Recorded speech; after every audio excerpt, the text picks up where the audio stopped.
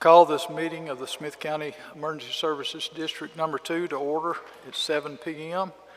I do observe we have a quorum of commissioners present. Everybody's present except Commissioner Wilson, who unfortunately is quarantined due to his wife having COVID. So at this time, I'll ask Mr. Biggers to lead us in our invocation and our pledges to the flags.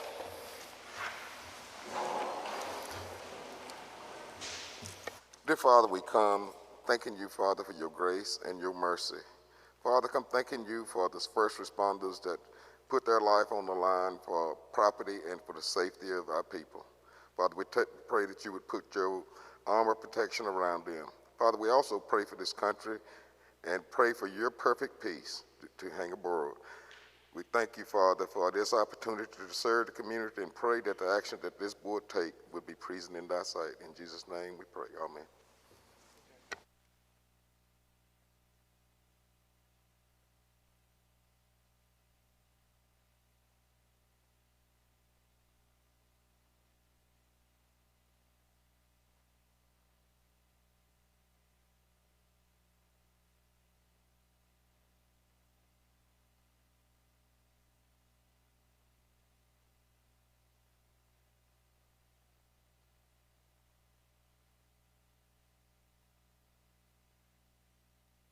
Okay.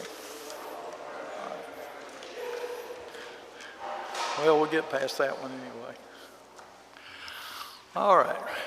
Recognition of guests and special presentations.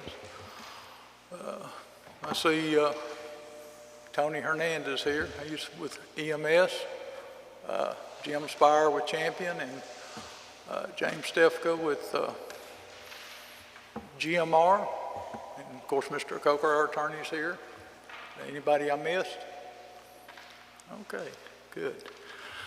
All right, at this time, we'll open the floor for public comments. Has anybody received anything? I have not gotten anything. Okay, nothing for public comments. We'll move on to item number 5, which is the consent agenda, which is number 5. 5.1, approval of minutes of January 4th, 2021 special meeting. I think everybody was at that meeting. I move for approval. Not second. Okay, I have a motion by Commissioner Biggers and a second by Commissioner Keithan that we approve the minutes of the special call meeting on January the 11th. Any discussion? All those in favor say aye. All right, motion carries. 5.2, financial reports for December. If anybody has any questions. Terry, I'll ask that if you can, outside of this meeting, give me a summary of the $1 million worth of construction costs that is still in the budget. How much of that is actually committed versus how much may be excess? I know that we had some savings on the buildings, just to know if it was included there or not. So what I'd like to do is just sit down with you and understand what those are. Okay. Anybody else have any questions? A motion to approve the finances submitted. Okay. Have a motion by Commissioner Dominique to approve the financials as submitted. Do I have a second? Second. Second by Mr. Biggers. Any other discussion? All those in favor say aye. Aye. Any opposed? Motion carries. All right. Number 6, discuss, consider, and take any necessary action related to the payment of accounts, bills, invoices, payroll, and requests for reimbursements, other payments, transfer of funds, amendments. Anyway, this is our bills over $2,000. So, and they're all listed out, as you can see. Anybody has any question? Again, I'll ask that looking at the 2 tax accounts, one was for the tax collection of $75,000, the other one was the appraisal district of $21,000 for the first quarter. Both those checks and invoices were executed in December. And what I'd like to do is have the administration look into why they're just now being submitted to the board for approval.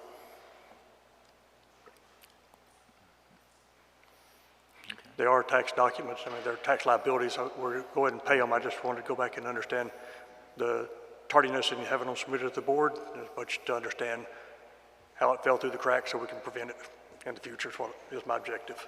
Okay. Okay. All right.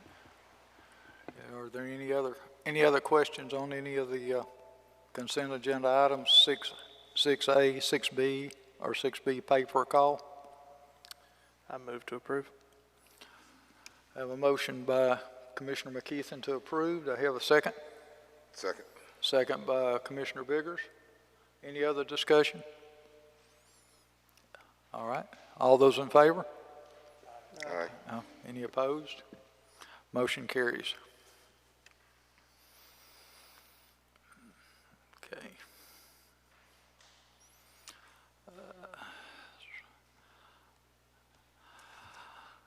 Item number 7 is to discuss, consider, and take any necessary action on the proposed IT equipment policy.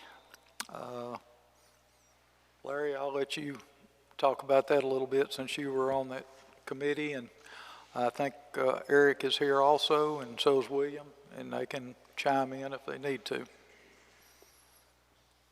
Thank you, sir. This policy is a policy we've been working on for several months. It's important that we get this policy passed in order for us to nail down the eligibility for the new radios that will be coming in very shortly. This policy addresses how and who is eligible for radios, and also encourages good use of those radios and allows people to be responsible for taking care of the items that are issued to them. We did meet as a committee and nail down the details earlier last week, and the committee did agree on the policy as written. Okay. William, you have anything to add to it, or Eric? Is Lieutenant Smurl here? He's off shift today. Okay, all right. Well, I was on that committee also, and I can just tell you it was 2.5 hours of just negotiation back and forth, but everybody pretty well came to an agreement on it. We made one slight change to it this morning, which I think everybody's agreeable to.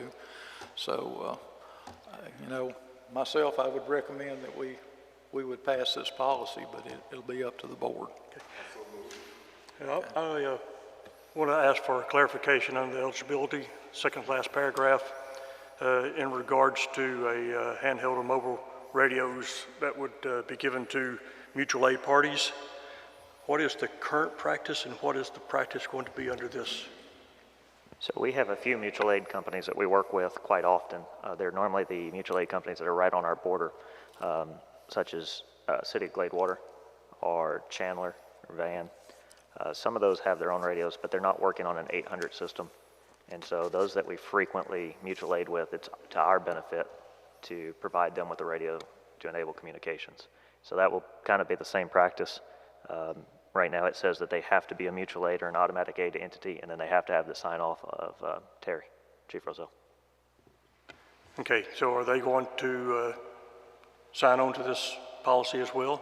Yes, each and every person that's going to have access to those radios? Well, it'd be their chief saying their department's responsible. Okay, so is it going to be something they're going to retain this, or is it just during activities, mutual aid activities, that they'll be issued a radio? This would be something that department would have to hold on to and be responsible for long term. Okay, so we want to make sure they understand that they're going to have to pay for them if they damage them, lose them, That's and correct. pay for them in full. Whoever- Because they are ESD property, and they're not ESD2. Agreed. So whoever signs off on that would be the ultimate responsible person. Whoever takes possession of those radios and signs off on them. Okay, how many radios are we talking about in 800 megahertz? What we have now, Terry, probably 4 or 5 that's out there issued. Yes, Gladewater may have a couple. A lot of these were already in place before we took oversight. Gladewater, I know Chandler has some, but I think they own their own radios. We just allow them on the system. Van Fire Department, I think they own some of their radios, and I think let them have a couple of them because they're actually contracted with us. So it's not a lot of radios right now that I know of that's out there. Like I said, we didn't have oversight for a long time. I want to make sure y'all understand, I'm not opposed to them having them. I just want to understand that the assets that we have, they're going to be protected so that if they are damaged, we don't foot the bill for them. I think once we get the radios in and we start pulling radios back in, finding good radios, then we can go actually to these departments. And if they have radios, we will pull them, get them on the 4 million range, get them this policy, and reissue them under this policy. These will be they'll probably be issued the older versions of the radios, correct? Not the new versions? That's correct. Okay. Larry, I'd also ask that maybe you get the agreement that they're going to sign, get with Mr. Coker, and make sure that it meets all the requirements we need, that it covers ESD, and it covers them too. And that way, when they sign it, they know exactly what they're signing off on. Yes, sir, I'll do that. With that, I'll second the motion that's on the floor. Okay. Okay. Leroy made the motion to approve the policy. Matthew seconds.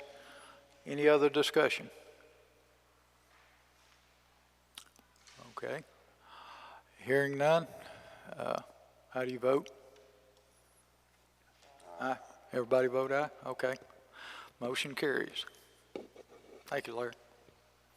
Thank all you guys for working on this policy too. I know it took a while, but what I'd also like to say about it is if we find it's not working or whatever, we need to know about it, and we will be happy to revisit it and make whatever revisions we need to make it work.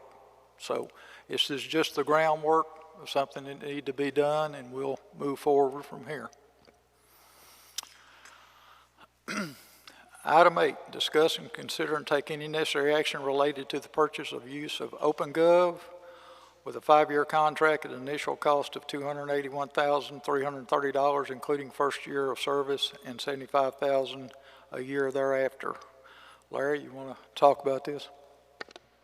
Yes, so this is looking at a new budgeting and planning component, as well as a replacement ERP to what we're currently using as QuickBooks. This is going to be quite a big change for us on the administrative level. It will allow us to start doing purchase requisitions and purchase orders and providing a lot more transparency and insight, both internally and externally. And I believe all the board members were able to attend a workshop that we held on that gathering. So I think all of you are well aware of what it's capable of. So in front of you, you should have the quote as well as the scope of work.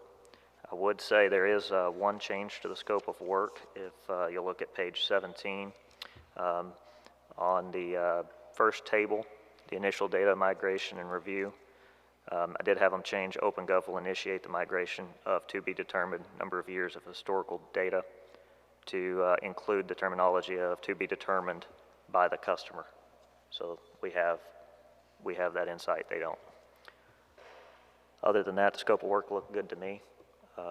This is something that we really need in order to start being as efficient as we can be at admin. Yeah, I know there's quite a bit of cost associated with this, but having looked at it and the transparency that it will provide not only to the board and the administration, but to the public as well, it is going to be a big asset for us in assessing our financial position and looking at our financial stability long term. So I support the.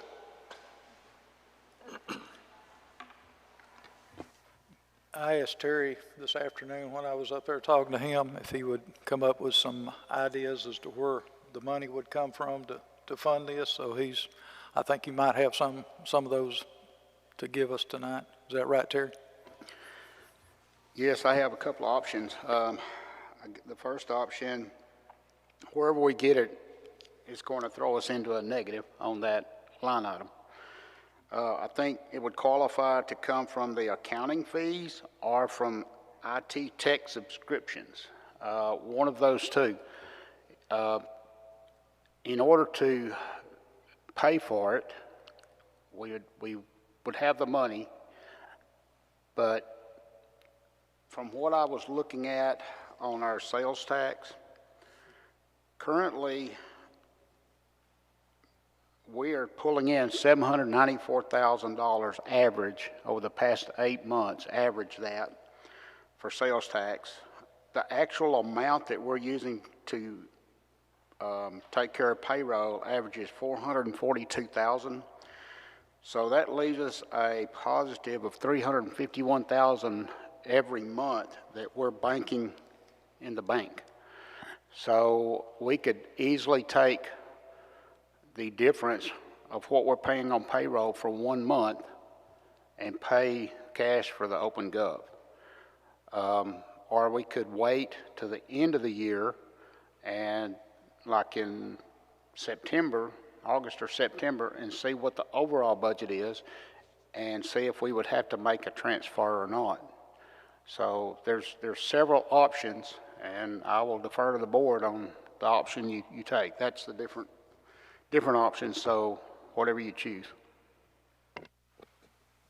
Does this have to be paid up front, Larry, or the first payment, or what? Yes, that initial payment does have to be paid up front. It's been covered.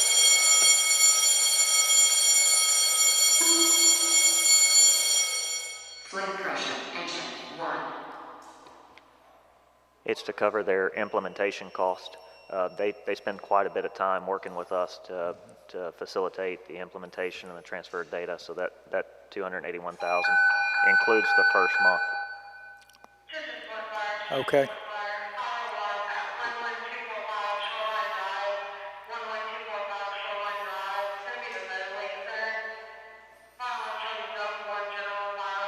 Hang on just a minute, we'll continue when they get through.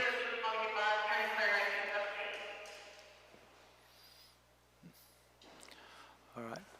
I want to correct what I said. That includes the first year. So that $281,000 is the first year service and includes all the implementation setup fees.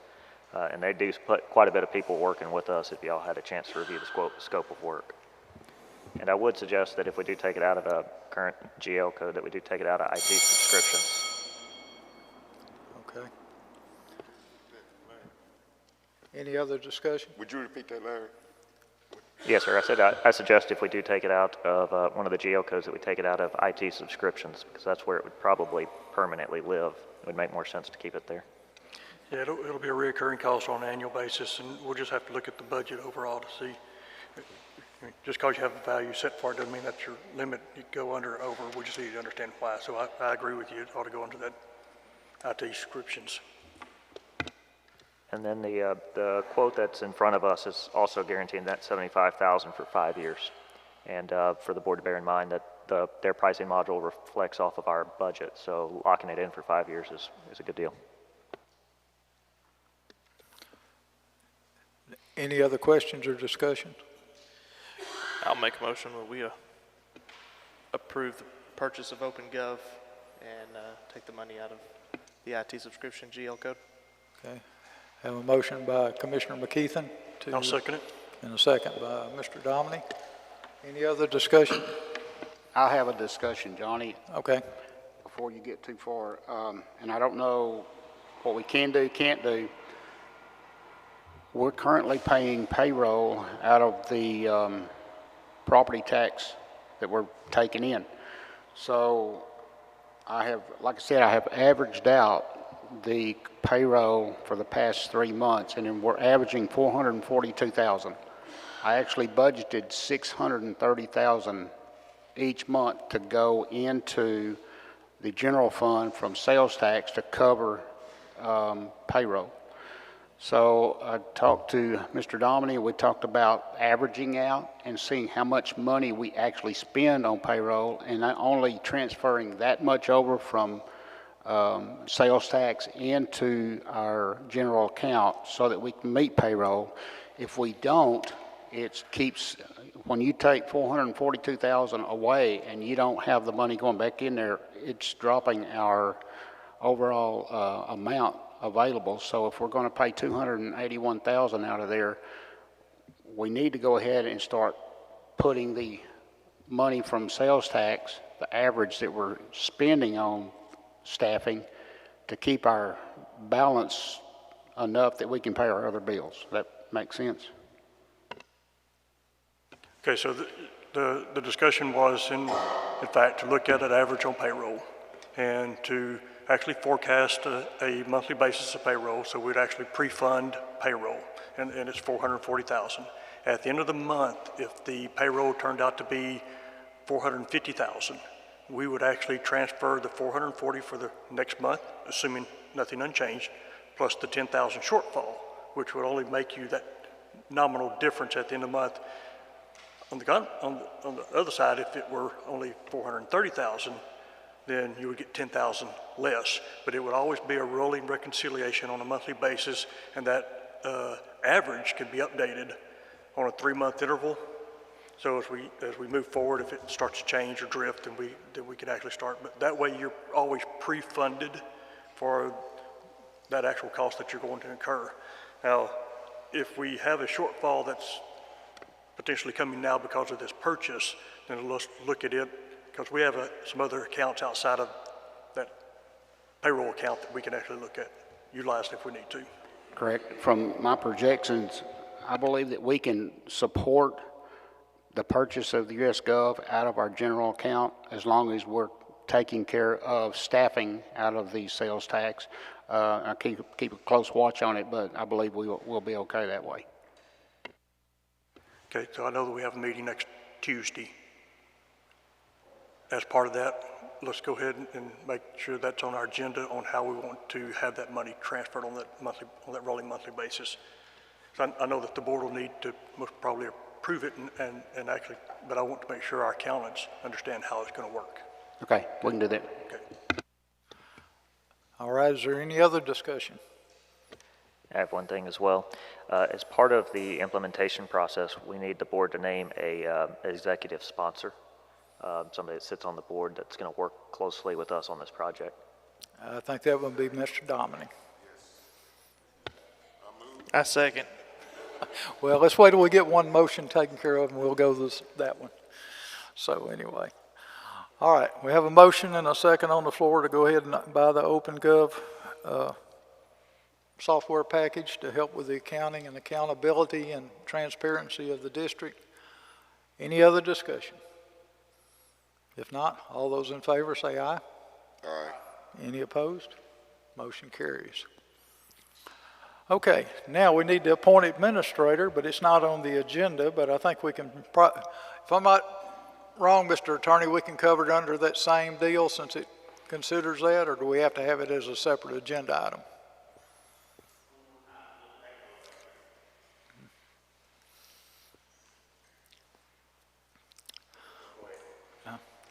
Okay. Chair could appoint. Come on up to the podium, Mike. Yes, sir. Okay. OpenGov says we have to appoint an administrator for that. And since we're talking about it, could we still do that under the same agenda item, or do we have to have another agenda item? No, you can do it under this agenda item. Okay.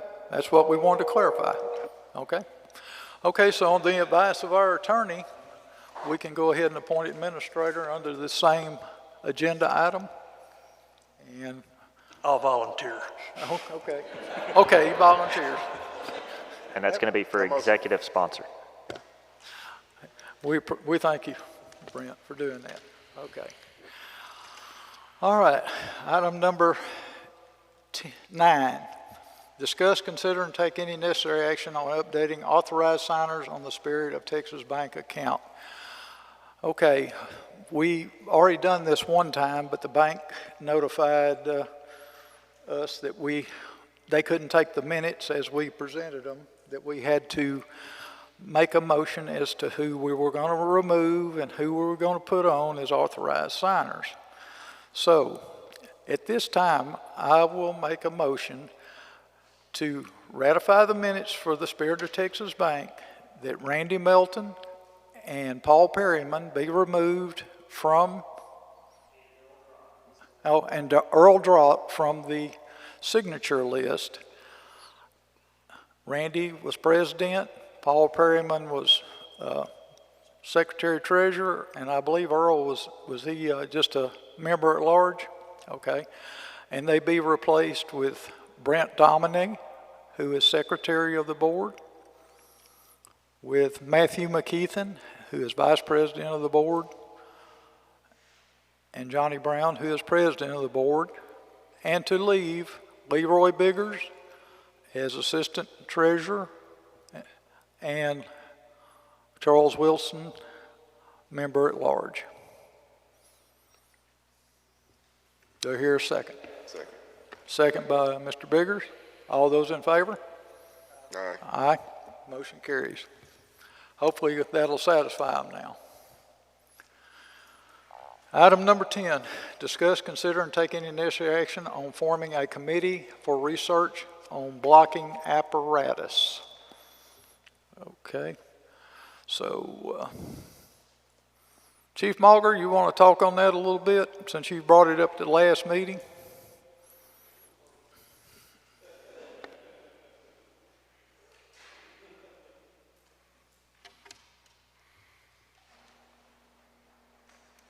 Yeah, I hadn't got a whole lot to say on it other than the fact that we've got our people up there on that interstate and we're getting these high dollar trucks run over when we could come up with some kind of blocking truck to compensate for it. And I think Mike has a pretty good idea of what we're looking for. And he would probably be one to put on that committee. And if he wants, I would be willing to get on that committee with him. I don't know whether that's what you want or not. Mike, you got anything to add to that? Well, I know we have discussed either trying to retrofit a one of those commercial stingers that are on usually the road and bridge trucks and stuff like that, trying to put it on either the old Flint engine, or if we can look at what we need to do about maybe replacing the transport up at Red Springs and then adding some kind of weight to that bed and then putting that stinger on that as well. But that way that there is an apparatus up there at Red Springs shop area that can deploy to some of these major interstate accidents and help block these high dollar apparatus from being damaged, as we saw with the Winona invoice at almost $30,000. Yeah, it'd probably be worth spending what little amount of money we need to spend for a blocking vehicle or getting one of our people injured up there. Probably save a lot more money in the long run. Yes, sir, most definitely. Can you handle it in the shop, installing it, or would it have to be sent somewhere to be installed? Johnny, can I? Yeah, go ahead. I have a little more information on that. I talked with the fire chief of Grand Prairie, and they have actually installed 2 of those Scorpion units on 2 engines, and there is a company, I believe it's the only company in Texas, I think in Euless, that's certified to mount these Scorpion units on engines. So that would be one thing to look at. And also I want to add, I had Todd Fleischer from Dixie visit with me in the office about a week and a half ago, and he was very interested in trying to come up with a solution or help come up with a solution. So I'll throw his name out there that I think he would gladly serve on a committee. Okay. What I'd like to do is have a committee made up of at least 2 volunteer firemen, at least two of the paid staff, and 1 board member, kind of like the radio committee, and that way everybody kind of knows what's going on and has a feel for what's happening. So you say Todd wants to be on it? He expressed interest. He was, matter of fact, going back and doing some research to find out, so I would think he would like to be on the committee. Okay. And you say you'll serve on it, Chief Morgan? I would be willing to serve on it, yes. Okay. He needs to be on it too, because he's the one that's going to be kind of overseeing that, I'm sure. Yeah. And who do we have from the paid side, JD? You know anybody, or Terry?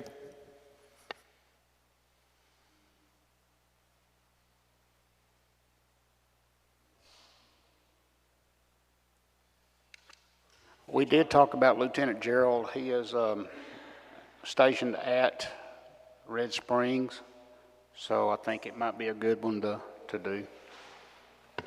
Oh, okay, so, I'm sorry, John. Do you want to just appoint a lead person for the committee and let him, the committee choose their own, consisting of the two, and one? yeah, that would be fine with me. Are you willing to take that on? Sounds like it, I guess. Okay. Well, I would kind of go with Terry's recommendation that Lieutenant Gerald and Mike be on that committee, and Chief Mulger and, Yeah, I think that's more than fine. I think it just keeps us from putting us on the spot right now. We'll talk to those individuals, make sure they're willing, and go from there. okay, sounds good. Thank you. I put forth the motion that Mr. McKeithen would lead that committee, and those that would be volunteering would contact him. I'll second that motion. Any discussion? Unless you want it, Leroy. No, thank you. Okay. Okay. All right, have a motion and a second on the floor to form a committee to research this blocking apparatus with Mr. McKeithen serving as the board representative, Mike and David Gerald to be the paid representatives, and Chief Mulger and Todd, if he so chooses, to serve on that committee. Any other discussion? All in favor, say aye. Aye. Aye. Any opposed? Motion carries.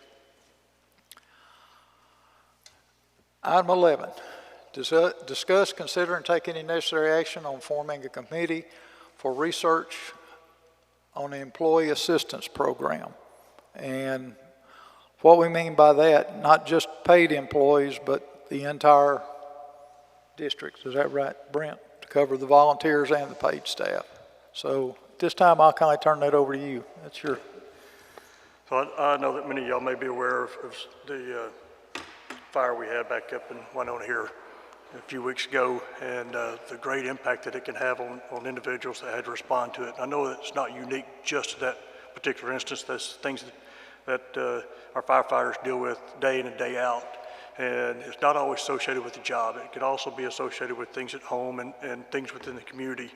And I think that it incumbent upon the board to provide those services to our employees. It's not mandatory. It's something that if they elect to pursue, then that resource is available to them. I know there's a lot of programs out there that are available through third-party providers, and I want to sit down with the group and look at those services that can be provided, look at the cost that we may incur, assess the benefits that we think that we may have from it, and then make a recommendation back through to the board on whether we would implement a EAP or not. So I'd be looking for same type of volunteers to participate in that. I think in most instances, HR kind of leads that kind of a effort. So I definitely recommend that HR be involved. Okay, absolutely.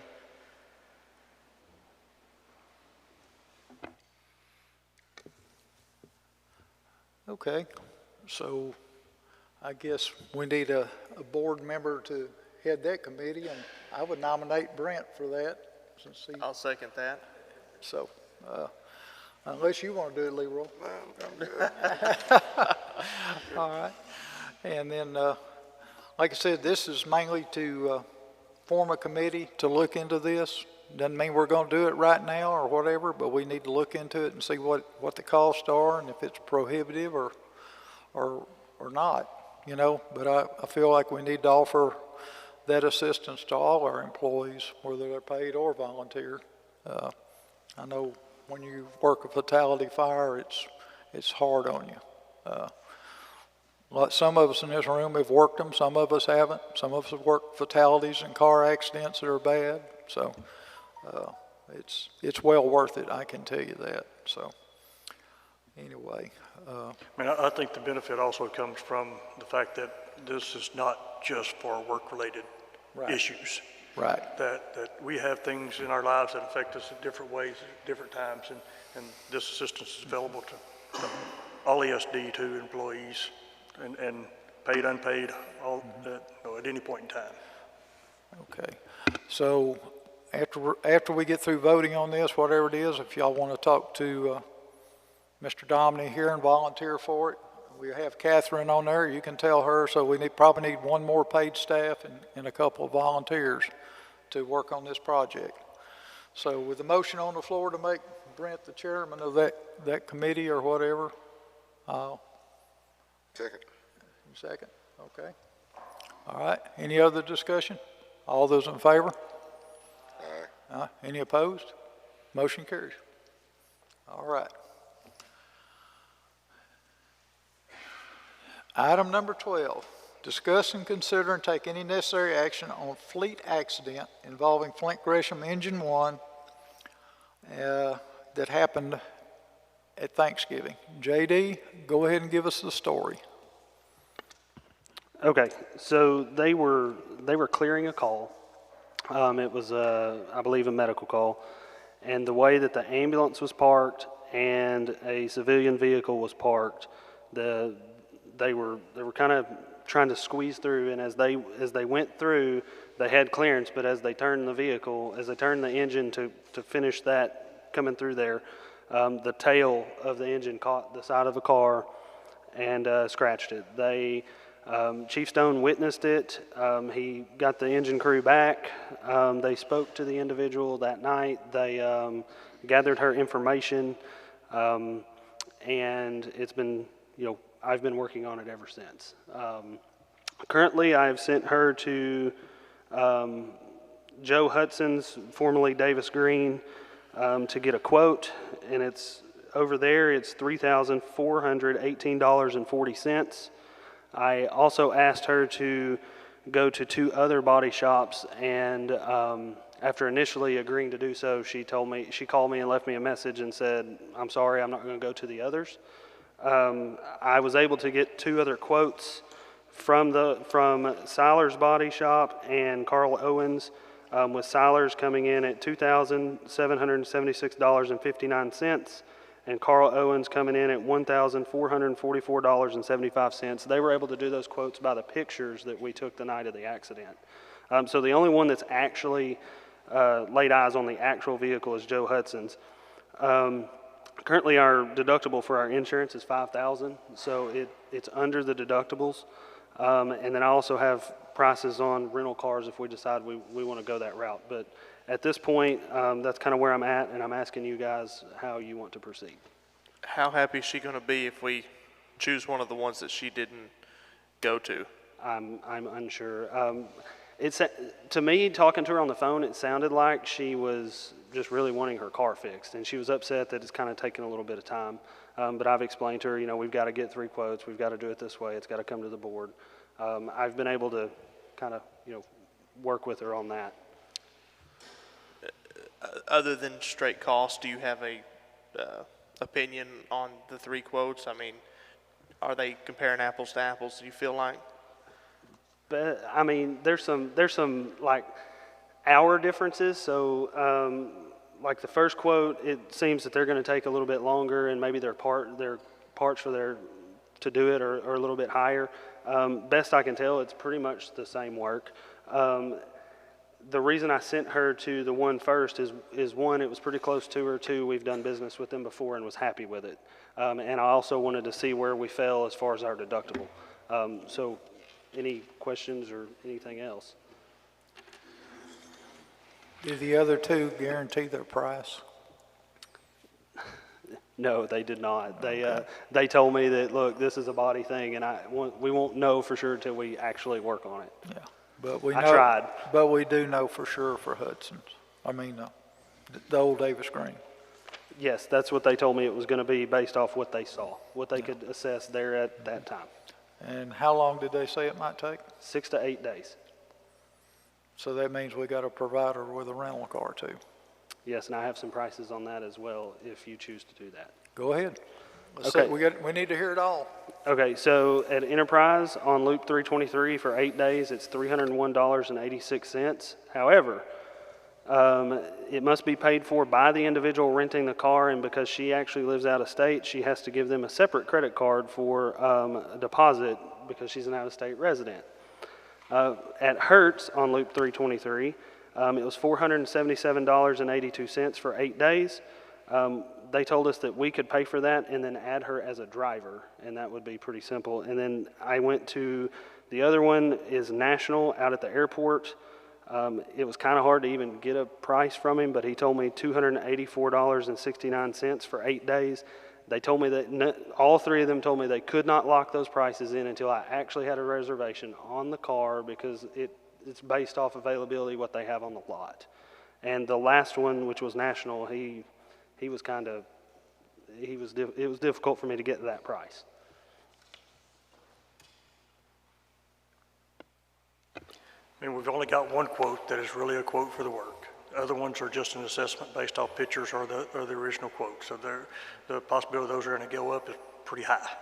How much they go up, I don't know. So, I mean, I'm of the opinion that we ought to just go ahead and have her allow it to be fixed at the one where we have a real quote. Has she asked for a rental car? No, she has not. Basically what I got told was she wants us to just give her a check to pay for her car. No, we won't give her a check to pay for her car. It has to be fixed. That's why I went ahead and got the other quotes. Well, if she doesn't ask for a rental car, then we'll just have it, but I feel like we probably need to include that just in case she does need some mode of transportation, since we're more or less, I guess, at fault for the accident. Yes, sir. Let's agree to the $3,400. We pay direct to the shop, and we can give her the allowance for the vehicle, for the rental vehicle. I don't want to rent it and have her as a driver under us. Mm-hmm. Let's just give her allowance for the vehicle. She looks to get one or not. What about the deposit that they usually require? What about the deposit that they usually require, especially when she's out of state? Yeah, she'll wind up having to put it on her own credit card. Okay. And to secure a deposit. Just make sure she understands that, JD, that we will refund her the money if she has to put it on her credit card. All she needs to do is submit the invoice to us, and we'll. I would actually say just go ahead and take the lower quote and fund it to her that way. Okay. Because if not, then you get into she may want to go get the higher price one or something. Right. So let's just go ahead and give her the allowance based off the lower quote. Just to play the what-if game, so if we approve that lower quote of $284, and that price is not locked in, and she comes back and it was actually $320, what are we just? You have $284. Okay. I'm just saying we'll take the place that she wants to have it done at. We've got quotes. We give her allowance to do it. Whatever it costs her, she pays it, or if she elects not to, she still has the allowance. Sounds good. So she does whatever she wants to with it. So if you get a price or you make a reservation, it locks the price in, right? That is correct. That's what all three companies told me. Okay. All right. Okay. So My objective is to make sure she gets her car fixed, but not get us in the middle of any further rental agreements or anything else. We pay her for her car to be repaired. We pay the shop direct at the quoted price, give her the allowance, and we'll ask our attorney to sit down and make sure that we have an agreement that says that's all the liability we have for this incident. I'll get with him before I contact her. okay. Well, I entertain a motion to do that. Motion. Okay. Have a motion by Mr. Biggers to use the body shop with the $3,400 quote and also the $284 vehicle rental. Is that right? Yep. Do I have a second? Second by Commissioner McKeithen. Any other discussion? All right. All those in favor say aye. Aye. Aye. Okay. Motion carries. So as a follow-up to this now, when we're moving vehicles, do we have a policy in place that, especially in congested areas, where we have a spotter so that we don't have this repeating? Currently, it's only for backing, but that's something that's going to be fixed.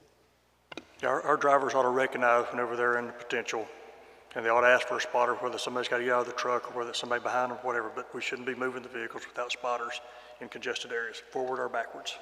Hey, what's our current policy on incidents like this when there's an accident? I mean, do we send people for the whole testing setup? Yes, we're supposed to. There was some confusion that night on where they could take him with it being a holiday and everything. And so by the time that I was made aware and got involved, it was past that point to where it actually would have done anything. So I've since talked to the guys and told them where they could take them, the battalion chiefs. For the employees, it's written in our employee handbook as far as accidents and things.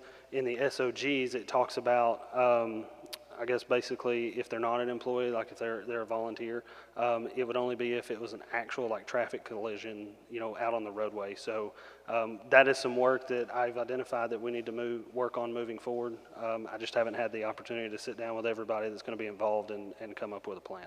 Sounds good.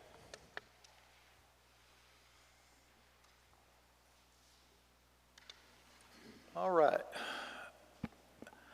Item 13, discuss, consider and take any necessary action on the fire chiefs presenting and discussing issues with the board for future action. Chief Arnold, you have anything from Art?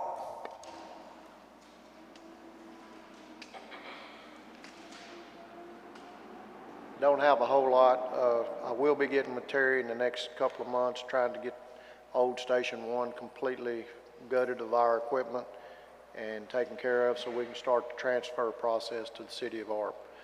I'm going to have the city of ARP draw up the paperwork on the transfer of the building and let them do the lawyer work. Okay. Everything else okay?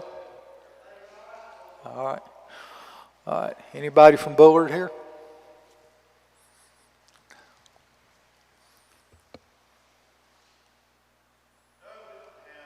A whole lot going on. Everything's been going well.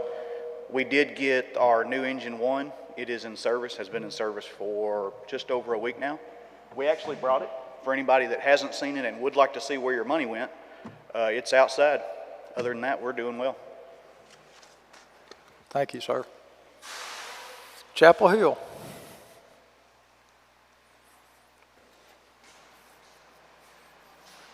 Everything's pretty good in Chapel Hill. I only have one issue. I was informed by my own fireman that one of my trucks went down. I don't know why, and I still don't know why. It'd be nice if I could get some information back what's wrong with my truck instead of going looking to another fireman. It's the only thing I need to know. Okay. Thank you. All right, we'll work on that. Thank you, Dale. Anybody from Dixie here? Yeah. Just so you'll know, Matt's wife had an infection. She had a knee replacement and undoubtedly got an infection in it, so she's in the hospital, so that's probably the reason he's not here. So you guys keep her in your prayers, and Matt too. So anyway, all right. What about Jackson? Anybody from Jackson? Go ahead, Kelsey. If you don't mind, come to the mic so we can hear you. We hear through the earbuds. Yeah. We're still just kind of maintaining, and we still got members running calls. We're still kind of, me and Van Winkler are still stepping in the chief roles for right now. That's pretty much it. We're still hanging on. Thank you, sir. All right. Noonday? Nope. I forgot Flint. I'm sorry. Come on. Okay. All right. No, nothing from Flint. All right. Who else? Troop?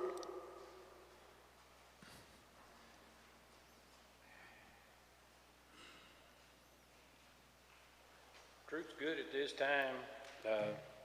I appreciate the board taking action on this blocking vehicle. I think it's something that should have been done a long time ago, and I really believe that it's something that needs to be out there. Okay, thank you. Anybody from Red Springs here? I know Mike's, I didn't see Mike. Okay. Winona.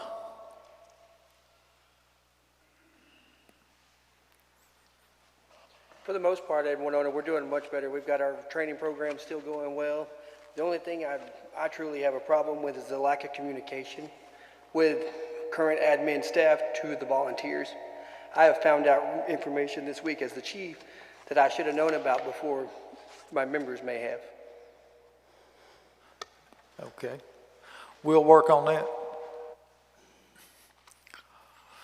White House, Chief Champion, you got anything? Guys, I hate to tell you, but y'all going to have to come to the mic and the podium and speak from now on. Now, White House is good right now. Okay. Any problems at all? No. Okay. Did I miss anybody? Because I hadn't got my list up here, so. Okay. All right. Human Resources Report. So we were able to hire an IT person. I believe Larry's going to introduce him for us. We were able to secure him through Indeed. We're still working on an administrative assistant and also a stenographer. I'm working through Express Personnel on the stenographer because that's kind of a very specialized employment process. They did let me know that probably it was going to cost us about $15 an hour to have that person in place if we were wanting the same person over and over again. So I'll get with Mr. Domney and Mr. Biggers to kind of discuss our options there. The other report is that as far as overtime for the last 2 months of 2020 for November and December ended up being $39,516.42. So that was the total cost. That includes any kind of COVID, that includes any OT that we had at all. Real quick, Johnny, if I may, we, on the part-time staff, I had talked to Terry and he said that we're kind of, So we ran PATs this weekend, and I think we're going to end up with five additional part-time staff, and they are career firefighters currently. One of them is the chief of Gladewater. And then we have one from Lufkin. We have, a couple from Longview and one from Lindell as well. awesome. Thank you. So they should be, they're coming up to meet with me, and then I've sent their background checks and their drug screens, and so once they meet with me, then I'll bring the BCs in, and then we'll get the process started as far as getting them into place. Okay. Is that all? Now, understand that you're looking for the stenographer and hadn't had it assessed, but what have you come up with on your 4896 roster analysis that I requested? So I had talked to the CPA regarding that to see what we could do to kind of give you something, and they said there was really nothing that we could provide you that would give you the numbers that you need just because of the COVID, but there was no change in the pay structure, so to speak. We're still just paying the same 115 hours across the board. I sent them all the information that you had given me to see if they could help me work on a report to try to go back to 2020 and bring something up 2021. I have not paid the first $48.96. It'll be paid tomorrow. Will be the first pay period that we will go into $48.96. I'm sorry, there was a lot of echo whenever you were speaking just then, and I really couldn't hear you through the earbuds and everything, but at the first of it, you said that you talked to the CPA and they can't do it? They told me that they could not provide that report. They said it would be so costly and that you probably wouldn't get the information out of it that you wanted. But I can go back to them if you want. I'll go to them. Okay. Okay. I will say, though, it's surprising that our HR director can't sit down and actually provide the information that I requested. I'll get it.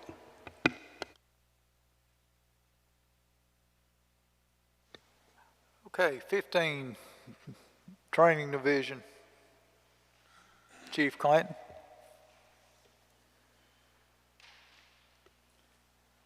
Most of what I was going to talk to you about, you have before you on your tablets. Do you have any questions about any of the things that were provided for you? Did y'all all see the report associated with hours delivered, and the activity for the month of December. Some of the things I have listed here were also things we participated in this past month. The one thing that I want to take the opportunity while I have the time is to reach out to our fire chiefs. We do have the Forcible Entry Roadshow scheduled. Everyone with the exception of Winona has responded to our email related to scheduling that, and I don't know if okay, she has spoken with them. Okay, that's the only one I don't have. But we have it scheduled at every single fire department in the month of February, the last of January and the month of February. We stopped doing the pull-togethers, if you will, among all of the departments during our increased hospitalization associated with COVID. So we're doing individual departments. That means 11 offerings the end of this month and next month that our training captains and myself will be providing to be sure we don't intermingle on a large basis, our staff. Anybody have any questions? I've got one kind of off the wall. Do we have, and I don't know who to direct this to, but do we have 100% of all of our staff, volunteer and paid, all their certifications documented in Response Master? Is that something we can pretty firmly say we have 100% of, or? I would say that we have probably 90%, okay? We do have some, and this is a long discussion, but we have some that have been put into a different clearinghouse. It's only one department that has that, but we know where to go to look for those items. But for the most part, we have everybody's certifications, and there's a number of different platforms they use to upload those to us. We receive them through Cert Review, which allows us to capture the information they send us and then put it in their personal record. So we can go and find it there. But yeah, I would say 90% of those out there, we have their current certification information. We did have a pretty significant improvement in the number submitting current and very current information out of the Fourth Man program because that was certification driven. And so we did get a lot of good verifications there. And a lot of people have enhanced their education that had not necessarily updated. We have stuff on file, but maybe not their most recent accomplishments. But we've been working through that as well. So, Reason I ask is I feel like we're going to see quite a few more committees formed and getting input from out there, and I'd like to use that as a resource when we're going through picking people. If it's something specific, but if we've got 90%, that does what I need. Do you agree with that number, Chief? I mean, I feel like we've improved that a lot. We probably do have 90%, or pretty close. As we were doing the pay-per call update, I went every person in the system that was associated with the department, and I went individually to their record to try to figure out what their highest certification level was. There were some that didn't have their current stuff in there, and I got with chiefs and training coordinators, and if it's not in the portal, I have it on a separate spreadsheet. So I mean, I think we're at 90%. Chiefs, if you don't mind, just make sure y'all are encouraging people to submit that cert review. I think we're going to be looking at that quite a bit more in the coming days. If I could add something on that. We were receiving documents all the way back from in the 90s. And some of that is just completely useless, to be honest. Let's try to get the database to the most current document as far as certification level and things of that nature, because really that kind of stuff we couldn't physically keep up with 30 separate certificates from the 90s for somebody at this point. You know what I mean? I understand. So let's be sure that it's relevant, what we're sending. And just to clarify, you specifically asked Response Master. When we've been discussing this, we've been talking about two systems, either the portal or Response Master. We're preparing to do an import from the portal into Response Master to clarify and get everything into a single system. But we're still in a convergence process where they're using both. Okay, thank you very much. Any other questions for Chief Clanton? Thank you, Corey. Hold on, Johnny. Tim's got one. If you'll come Yeah. to the podium, please. Need to come up to the podium, Tim, where we can hear you. We'll get you trained. You want to bet? Have we got anybody certified to teach the 300 and 400 NIMS in our organization? To my knowledge, no. Okay. Well, I was That'd just be curious. something that we would have to reach out to TEEX, but if that's something that is a need, we can get that, scheduled. Is there anybody? You got something that needed? Okay. There's a need for it, so if we Okay. can check on that and see if we can get something going in this area. Okay, I will definitely do that. I will tell you, a lot of the state agencies are limiting the number of students to less than 10, including the instructor. I So totally understand that too, we'll work through that, though. but All right. that's something I've been thinking about too, so it's Okay. just, Yes, sir. We'll work on it.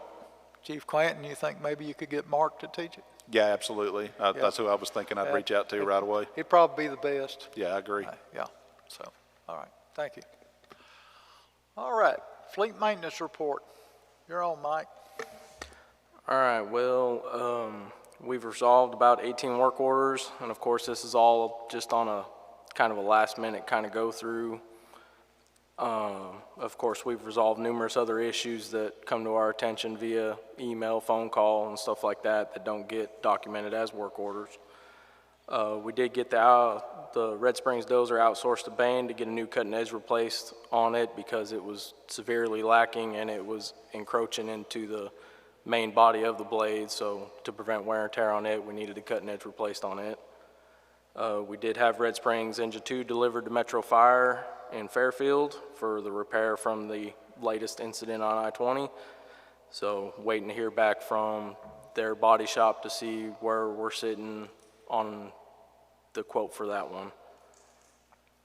Currently in the shop that we are still intermittently working on upfitting the 5-ton for Red Springs. We are working on an emissions issue with Jackson's brush truck, the diesel. Dealing with some work orders, some a little overdue work orders and some issues that Dixie Engine 1 was having while we got it in the shop. We're just trying to take care of everything we can with it while we got it. Continuing to try to get these auction units pulled in, stripped down, decals removed and stuff like that.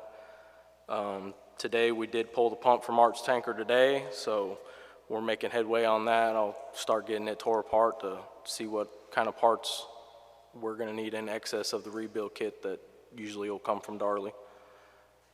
And still waiting the delivery pickup of the battalion trucks from Siddons. Waiting on the final inspections for the 2 new commercial chassis from Siddons for Noonday and Bullard. And then I'm currently gathering up the quotes for the console bumper, miscellaneous lights that we may need to get Flint's attack truck finished up as soon as we get the chassis in and get the bed swapped over. And then I checked on Bullard's brush truck. They said the body came out of the paint shop Friday and should be back over to their shop today. So they're getting hammered away, getting the poly built for it, getting the bed all rigged out with the water tank and other necessary equipment. Okay, thank you, Mike. Is there anything that you're lacking in the shop that you need? Well, there's quite a few things we always need, but I mean, with the amount of work we have, I mean, extra hands is always a help, but as of right now, I am trying to look at, I do want to propose in the near future that I try to get a Cummins Insight software. It's diagnostic software strictly for Cummins motors, since that's, I mean, a good 85–90% of our fleet, and there's a lot of stuff that I can do with Cummins that I can't necessarily do with this generic diagnostic software that we do have. Okay, thank you. I'm curious on the strip, the units being stripped. When do you foresee us putting those out on the market? Rough guess, it doesn't have to be. I don't know. We talked with Kelsey a little bit today. He was out at the shop finalizing a few things that he needed for the website. I think he was talking within the next few weeks that they'll be up for auction. Thank you.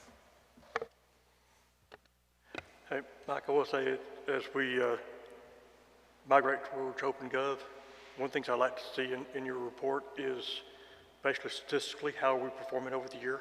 You know, how many repairs have you had as compared to a previous period, where you stand on your overall budget. So there's some unexpected costs that will be incurred, but the regular maintenance that we have, you know, how that's going compared to what you had budgeted, and just a forecast on where we think we're going over the year.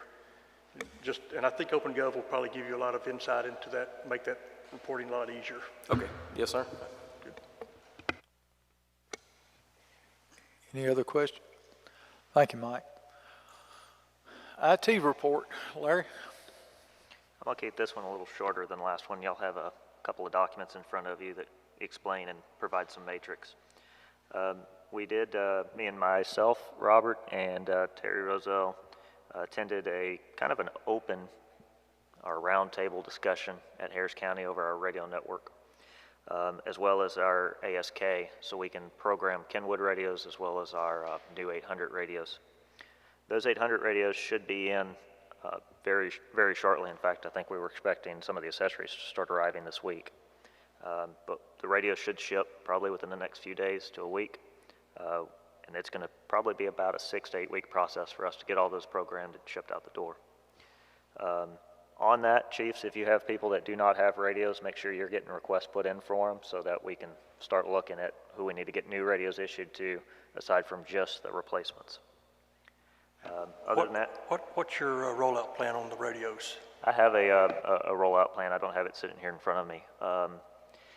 Basically, when the radios come in, we have to, we're going to inventory them all day one, bring all those to one of our facilities that's secured, and then we'll take them basically case by case. We'll probably do an alphanumeric kind of rollout. We'll start with ARP, go to Bullard, go to Chapel Hill. So you're going to do everybody at ARP, then you'll move over to the next stations? Yes, Okay. sir. That's generally how we do most of our rollouts. We either go alphabetically or reversed alphabetically. Aside from the 800 system, we've been working on this OpenGov system.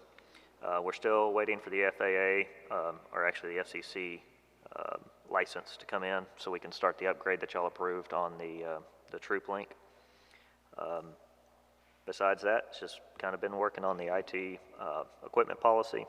Robert's got 45 tablets. He's got provision. He's going to start getting those installed in trucks probably tomorrow, if not tomorrow, about Wednesday. It should take him about a week to get all of those completely rolled out. Other than that, unless y'all have any questions, that's all I have. You might introduce your new employee to everybody. I do. Hey, Brent, you want to come on up to the podium? This is Brent Hyatt. He started today. This is his first day here. Oh, good evening, everybody. Welcome. First name, middle name? Oh, Hope we don't get them all mixed up. Sorry, yeah, my name is Brent Hyatt. So yeah. Okay. IT people aren't really good at being social. Except by text message, right? So Brent, like I said, he started today. It's going to take him probably somewhere around 6 to 12 weeks to really get accustomed to our system and really start contributing. So he'll be on our normal schedule until that point where I feel like he's able to get off on his own, make his own decisions system-wise. At that time, I'll announce the staggered schedule. Okay. Thank you, Larry. You're up, Terry. Okay, the update on the remodel of the fire stations. Got the GMP back from WRL. Seemed to be in line with what we were expecting, but we've got some other issues we're working on that pertains to land lease. I'm working on that. Plan on presenting for approval in the February meeting. Hopefully, that's my target. We had a planning session at Mill Creek for our TIFMAS training. That's that's something that's very important, and I'd like to talk individually with some of the board members on that and bring you up to speed of exactly what TIFMAS is. So we'll do that later on. We activated our incident management team for the snow event. With that, we opened up the operations center here at Flint. Then we held an AAR with a representative from each department, and we talked about lessons learned and what we could do better. I think JD said we had about a total of 140 calls handled, wasn't it, during that event? And Yeah, it was about 140 calls, and I think Flint ran 37 of those. Okay. And JD and I were on a conference call with the National Weather Service and TDM on that Saturday and Sunday, as well as a conference call with Emergency Management of Smith County. Was preparing for the event. I think it went well. There was a few hiccups as usual, but other than that, it went well. That's the end of my report. Okay, thank you, Terry. All right. I guess the only thing that I have to say right now is I'd like to thank all you chiefs, all of you, for everything you do. I'd also like to encourage you to have your training coordinators to get with Larry, and let's see if we can get our guys up to date on this training they need to do. It's kind of their responsibility now to help out with this training, so I'll just tell you, Larry, you need to start sending that to the training coordinators too. If we see we're getting short on time, instead of locking people out of everything, let's see if we can get them to get this training done.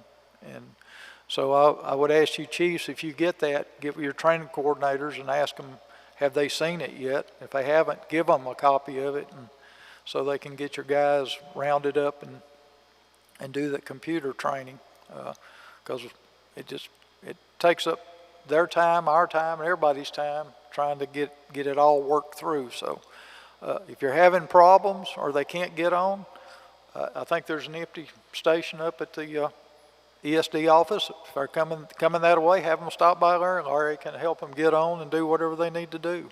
So. Hey, Johnny, I want to say right quick that Yep. it is a lot easier to do that thing ahead of time than it is to go back, and it takes 30 minutes of your time. It's a very simple process, and something Larry and I talked about. If you are doing some of this know before or internet training elsewhere, and you have that documentation, it meets the standards that we go by, submit that. It counts. You don't have to do it twice.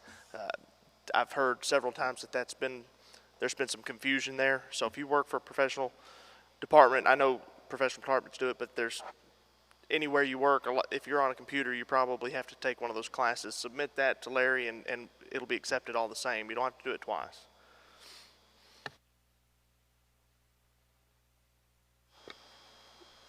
Do any of you guys have anything you want to tell us? I know you've already had a chance, but is there anything you'd like to ask us or whatever? I'll give you that opportunity. Okay.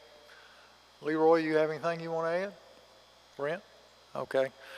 All right, this time we'll be going into closed session. The board will convene in closed session in accordance with the Texas Open Meetings Act, Texas Government Code 551071, 551072, and 551074.